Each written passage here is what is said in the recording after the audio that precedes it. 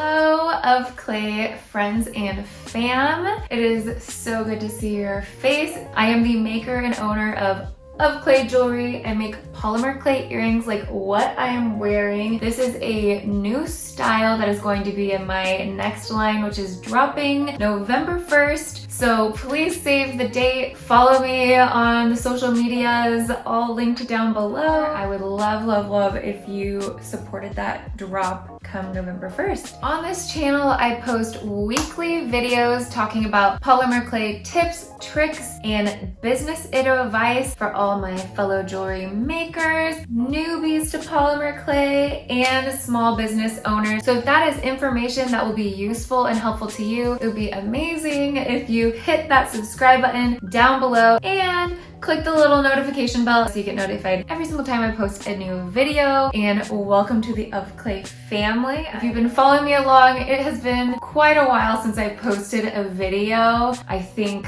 months. I took a little bit of a break because living in Portland, it's been really crazy and I just needed to kind of decompress and take a break from social media and working. On top of that, I had a friend stay with me over the summer. She was living in this room right here, which is a studio slash guest room. I have a bed right over here. She was here for an internship, which ended up having to be remote due to COVID. So it was really hard to focus on filming and making earrings when you're trying to share this teeny tiny space with someone else. I just put Of Clay on the back burner for a little bit, started thinking about all the ideas and things that I wanted to put into place once I got back to it, which is now. I'm also really excited. I have new editing software. I'm using Final Cut Pro now, which is worlds and worlds better than what I was doing before. Believe it or not, I was editing on my iPhone and it was painful. It would take me so long to edit my videos. A lot of times I'd lose the video or they'd glitch, and I know some of you rely on subtitles and lip reading. My audios weren't syncing up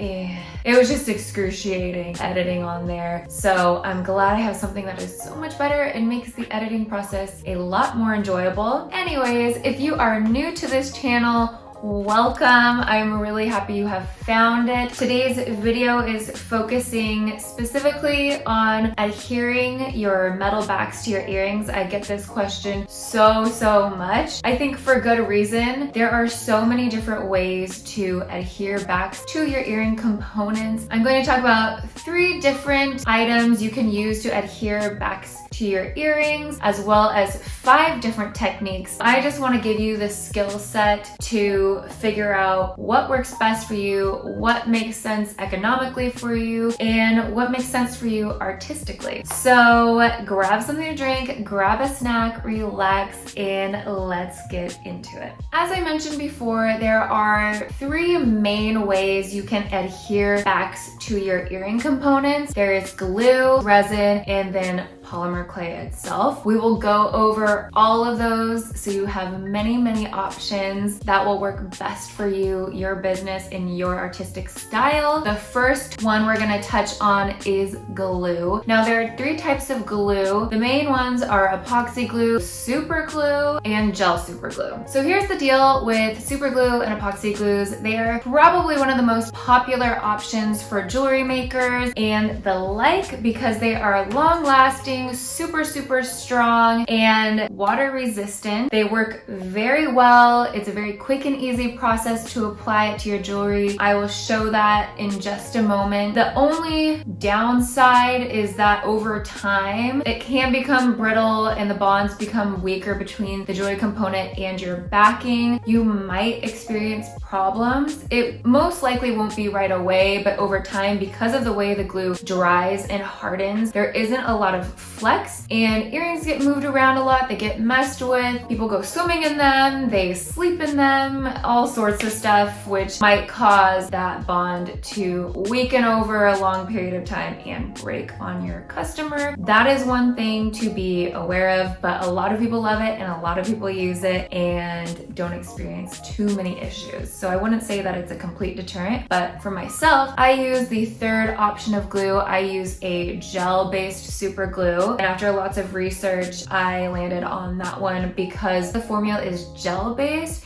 It's made to flex even when it's dried and cured. So if you're messing with it, sleeping in your earrings, swimming, doing your daily life and having normal wear and tear on your earrings, that backing will have a slight bend and give as you're moving around. So it's gonna stretch a little bit before it would ever break. And it's made for that kind of movement. So that is personally how I attach my backings to my earrings, and I will show you that right now. And you can use the same exact technique with the epoxy glue and super glue if you choose those adhesives. So to apply glue, it's pretty simple. Rough up the back of your earring backing with a nail file or sandpaper.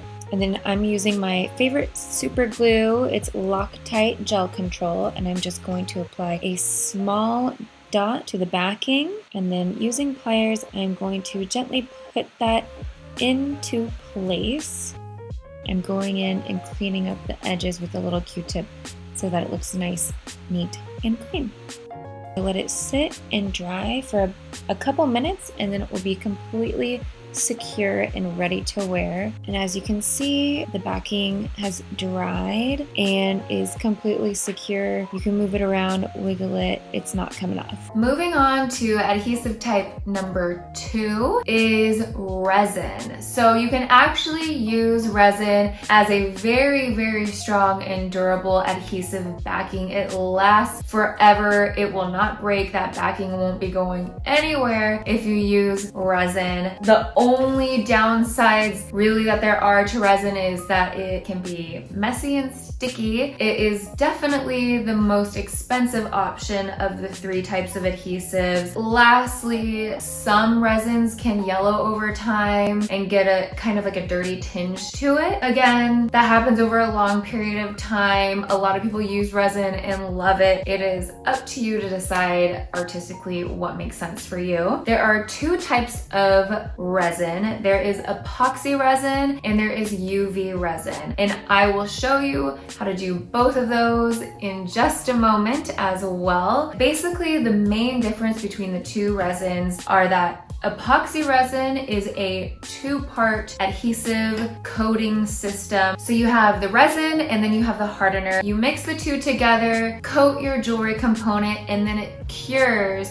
for usually 24 hours. It's a great option to use because you don't need any special equipment. All you have to do is mix the resin and the hardener, wait overnight, and you have a resin coated earring component. So it's very, very easy and simple. However, it is time consuming. You might not want to wait 24 hours to have a finished jewelry component piece, especially when you're baking and sanding and doing all of that stuff. I originally started messing with the epoxy resin, and after a bit it was so time consuming. So I have officially switched to UV resin. There's a little bit more that goes into it as far as equipment goes. So with UV resin, you need a little UV light. You can get them as a flashlight. You can get them as one of those domes like you use for painting your nails with gel nails. But you can get UV resin. It's just one solution. There's no mixing involved. And you coat the backing and the component together, and then you just shine the UV light on it and it cures in just moments, like at most minutes.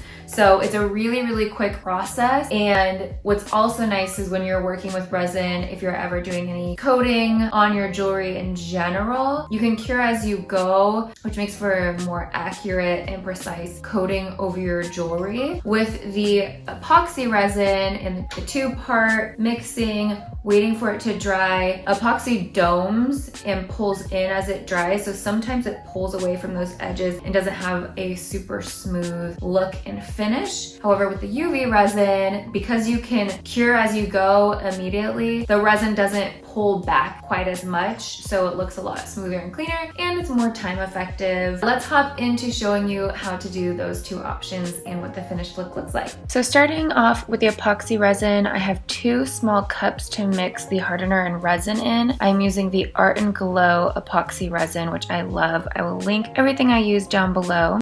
Go ahead and pour the hardener into 1 cup and then resin into the other. And I personally like to pour the hardener into the resin. It flows a little bit easier and is less viscous, which makes for a more accurate mixing of the two. And then I'm gonna grab my small dowel toothpick, pour the hardener into the resin, and give that a really, really good mix for 5 whole minutes. It's important that you mix this extremely thoroughly. That way it cures properly when you go to apply it to your earring backing. Now that I've finished stirring, it should look something like this. I have my jewelry component on a little silicone cup. I highly recommend using silicone because resin doesn't stick to it when it dries. Now we're going in with a nail file to rough up the surface so that the resin adheres really well to the backing. Using an old paintbrush, go ahead and apply that to the backing. And then with a pair of pliers, place that where you'd like it on the jewelry component. And then set that down on your silicone pad and paint the resin on top of the backing, sealing it. Now you can either just do a small dot on top of the backing, or my personal preference is to coat the entire back side of the jewelry component. And then to clean off your paintbrush, all you have to do is use some acetone and a paper towel and wipe it off. Water and resin don't mix, so don't do that. And here's an up close shot. There are some air bubbles, so we're gonna get those out with a lighter. You can also use a hot air gun, but something nice and warm that will bring those bubbles to the surface. And there you have it. All of the bubbles are gone. And now we're gonna let this sit and cure for 24 hours. However, I did pre-make one, so you can see the finished product here. You can just see the backing is completely sealed. It's super sturdy, it's smooth, glossy, and that backing isn't going anywhere. Now moving on to the UV resin, I'm using Lamino. I'm gonna use the UV light on it for 2 to 4 minutes. You can also cure it in sunlight, although it's hard to avoid debris, so I don't recommend that. Going to pour a little bit of this into a cup. There's no mixing involved, which makes it really easy and quick. I'm gonna rough up the surface of my earring backing so that it adheres well to the resin. And then paint a little bit of that resin onto the backing and apply it to the earring component with a pair of pliers. After that, I'm going in with my paintbrush again to coat the backing so it's completely sealed. And using my personal preference, I am going to paint the entire backside of the earring component for a smooth, even finish.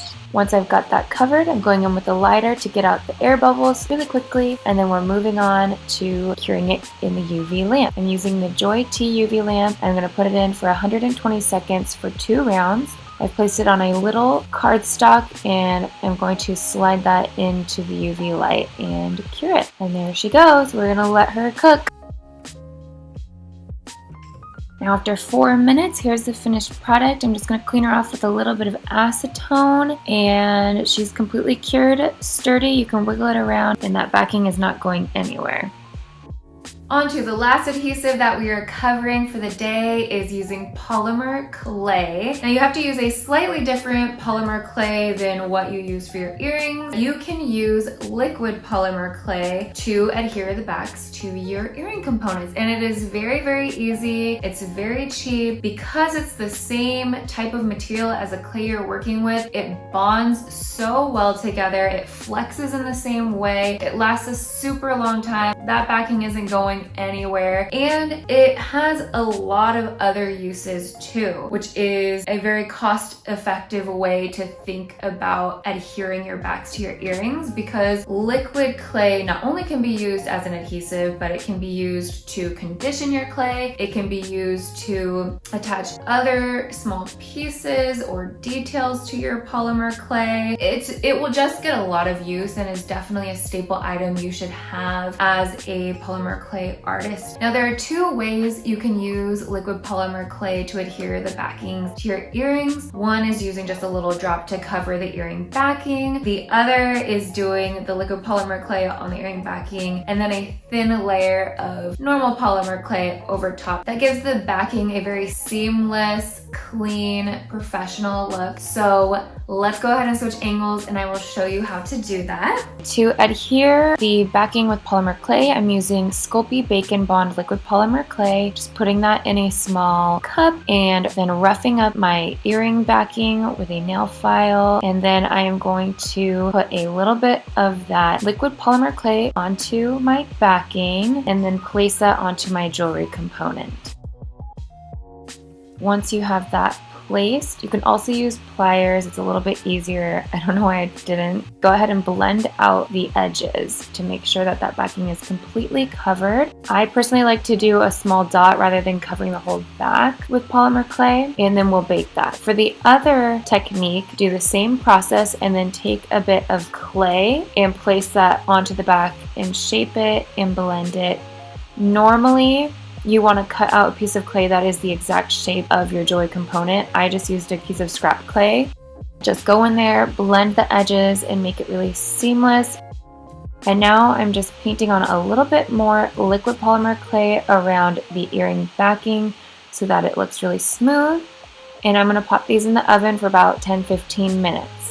Alright, here we have the baked liquid polymer clay backing without the layer of polymer clay on top. It's very sturdy and has a nice matte finish. And here's the one with the backing covering. This is one I did a little bit more neatly so you can see the edges are smoothed out and blended and looks really great hiding that backing.